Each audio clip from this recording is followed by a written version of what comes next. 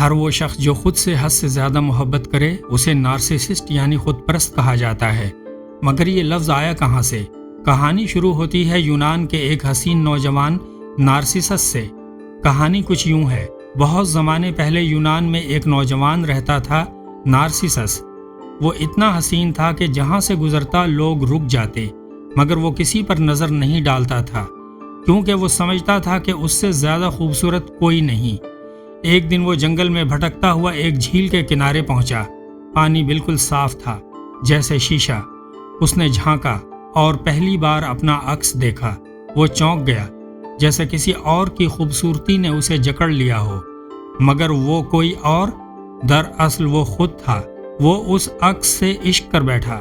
صبح و شام وہیں بیٹھا رہتا، پانی میں دیکھتا، مسکراتا اور کبھی آنکھوں سے آنسو بہاتا۔